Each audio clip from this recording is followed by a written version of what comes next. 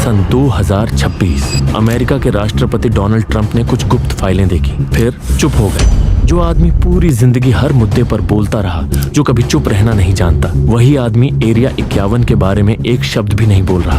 पत्रकारों ने सवाल किए, कोई जवाब नहीं। करीबी लोगों ने पूछा, फिर भी खामोशी। उन फाइलों में ऐसा क्या था? ट्रंप ने ऐसा क्या देखा जिसे देखने के बाद दुनिया के सबसे शक्तिशाली लोगों में से एक इंसान भी चुप हो जाए? नेवादा का रेगिस्तान अमेरिका के नक्शे में देखने पर यह एक सामान्य जगह लगती है, लेकिन इसी रेगिस्तान के सीने में छिपा है दुनिया का सबसे रहस्यमयी बेस। सरकारी नाम होमी एयरपोर्ट, लेकिन दुनिया इसे सिर्फ एक ही नाम से जानती है, एरिया 51। 1955 में सेंट्रल इंटेलिजेंस एजेंसी और अमेरिकन एयरफोर्स ने यहाँ गुप्त विमान बनाए थे। Lockheed U-2, Lockheed SR-71, Blackbird. इतना हिस्सा सरकार मान चुकी है, लेकिन इसके बाद जो है वही असली रहस्य है। यहाँ कोई विमान उड़ नहीं सकता। पास जाने पर हथियार बंद सैनिक बंदूक तान देते हैं, किसी सवाल का जवाब नहीं देते। जमीन के नीचे कितनी गहराई में क्या छिपा है आज तक कोई नहीं जानता। जो सैनिक यहाँ काम करते थे वे अपनी पत्नी और बच्चों तक को नहीं बता सकते थे कि वे कहाँ जा रहे हैं। हर सुबह लास वेगास से एक खास विमान उन्हें लेकर आता था। कोई नाम नहीं, कोई फ्लाइट नंबर नहीं। स्थानीय लोग उस रहस्यमयी विमान को जेनेट एयरलाइंस कहते थे। साल 1947 रोसवेल शहर के पास आसमान से कुछ टूट कर गिरा। सरकार ने पहले कहा ये एक फ्लाइंग डिस्क था, लेकिन कुछ ही घंटों बाद कहानी बदल गई।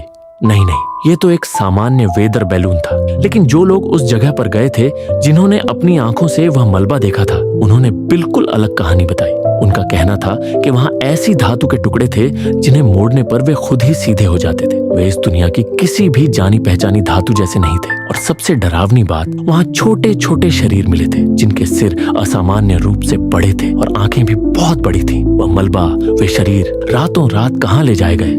सीधे एरिया 51 में। और उसी दिन से यह जगह दुनिया की सबसे प्रतिबंधित जगह बन गई। साल 1989 बॉब लाजर नाम के एक भौतिक वैज्ञानिक अचानक टेलीविजन पर आए और दावा किया कि उन्होंने एरिया 51 के पास S4 नाम की एक गुप्त जगह पर काम किया है, जहां उन्होंने अपनी आंखों से 9 एलियन स्पेसक्राफ्ट देखे। उनका कहना था कि वे यान एलिमेंट 115 नाम के एक अज्ञात पदार्थ से चलते थे, जिसे उस समय पृथ्वी पर खोजा भी नहीं गया था। वैज्ञानिकों ने उन्हें पागल कहा। सरकार ने कहा इस आदमी ने कभी एरिया 51 में काम ही नहीं किया, वहाँ इसका कोई रिकॉर्ड नहीं है। लेकिन फिर आया साल 2003।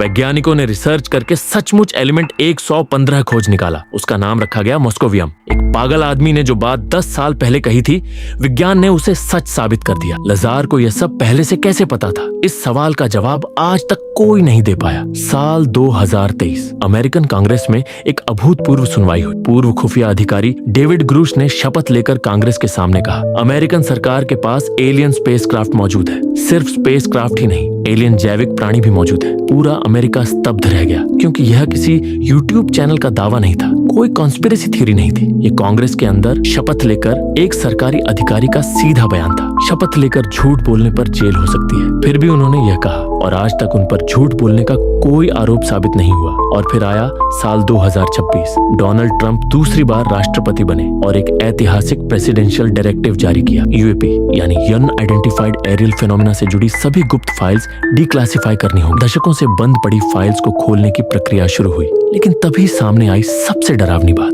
जो फाइल्स बाहर आ रही थी, उनमें से एक बड़ा हिस्सा गायब था, मिटा दिया गया था, नष्ट कर दिया गया था। किसने मिटाया, कब, क्यों, कोई नहीं जानता। और ट्रंप के करीबी स्रोतों के अनुसार कुछ फाइल्स देखने के बाद ट्रंप खुद चुप हो गए। जो आदमी हर बात पर बोलता है, वही आदमी इस एक विषय पर रुक गया। एरिया 51 के गेट के बाहर आज भी एक बोर्ड लगा है। उस पर लिखा है, use of deadly force is authorised, यानी जानलेवा हथियार इस्तेमाल करने की अनुमति है। क्या सिर्फ एक गुप्त सैन्य अड्डे की रक्षा के लिए यह काफी है, या फिर वहाँ जो छिपाया गया है वह इतना बड़ा, इतना डरावना है कि उसके लिए किसी इंसान की जान लेना भी जायज समझा जाता है? रात के आसमान की तरफ देखिए कभी कभी, क्योंकि शायद एक दिन आप भी वह रोशनी देखेंगे और उस दिन आपको यह सारी बातें याद आएंगी।